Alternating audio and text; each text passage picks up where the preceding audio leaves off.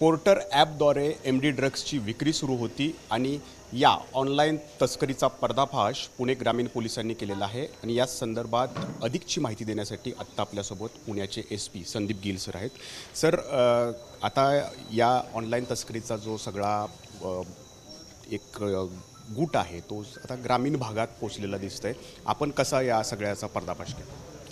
आमच्याकडे गोपनीय माहिती मिळाली होती. तसाही काही दिवसापासून हे इन्फॉर्मेशन आमच्याकडे येत होती की शिरूर तालुक्यात ड्रग्स जे आहे, केमिकल ड्रग्स आहे, त्याचा सेवन वाढलेलं आहे. जे युवक आहे ते मोठ्या संख्येने त्या दिशेने जात दिसत आहे आणि मग आम्ही सापळा रचला.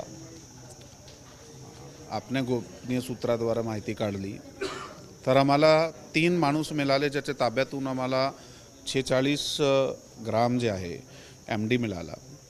त्याचा पुढील अधिक तपास केला तर अधिक तपासामध्ये असा निष्पन्न झालेला आहे की ते स्मॉल क्वांटिटी 10 ग्राम 20 ग्राम असा करून ते कोरिअरद्वारे पाठविला जात आहे आणि ते कोरिअरचा जे माध्यम आहे ते पोर्टर ॲप आहे. आता पोर्टर ॲपमध्ये कसं असते की एका व्यक्तीने जर दुसऱ्या व्यक्तीला काही गोष्टी पाठवायचे तर त्याला एका वेळी पोर्टरवर आपला फोन नंबर देऊन रजिस्टर करावा लागते आणि नंतर तुम्ही जरी फोन बंद केला तरी तो तुमची रजिस्ट्रेशन झालेली आहे आणि तो ऑनलाईन तुम्ही त्याला ॲक्सेस करू शकताय. आणि अशा प्रकारे जे पॅडलर्स आणि सप्लायर्स आहात ते सप्लाय करण्याचं काम त्यांनी सुरू केलं आहे. एक ठराविक लोकेशन देणे की या लोकेशनला डिलिव्हरी करायची, पण कुठून घ्यायचे ती वेगळी लोकेशन देत आहे शोधून, त्यातून तो माणूस हँडओव्हर करताय आणि पुढे डिलिव्हरी होत आहे. असे प्रकारचे 3-4 पोर्टर्सकडे आम्ही सध्यापर्यंत चौकशी केलेली आहे. वारंवार हा घटना मागच्या काही महिन्यापासून घडत आल्या आहात. आता ह्यांच्यावर आळा बसवण्यासाठी जे काही योग्य कारवाई आहे ते आमच्याकडून केली जाणार आहे आणि ह्याचे जे बॅकवर्ड लिंक आहे नेमके त्या दिशेने आम्ही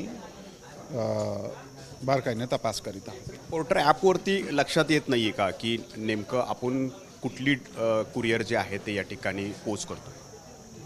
त्याच्यात कसं असते, अनॉनिमिटी काही वेळी केली जाते की आता त्या दिशेने आम्ही तपास करीत आहोत की नेमका ते हा आहे, कोणी वापरला आहे, रजिस्ट्रेशन काय, ते सगळे डिटेल्स आम्ही तपासत आहोत सध्या.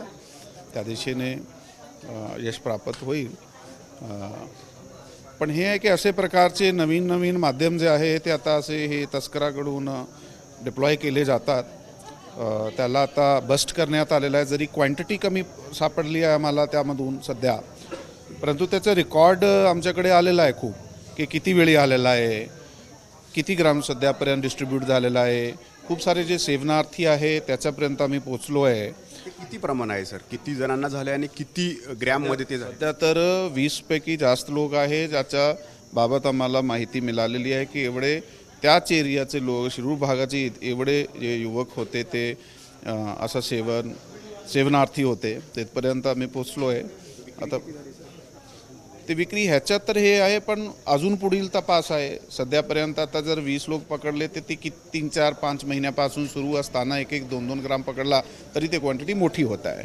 हा मोठी क्वांटिटीमध्ये थोडा दर आठवडे वाटप करून करण्यात आलेला आहे.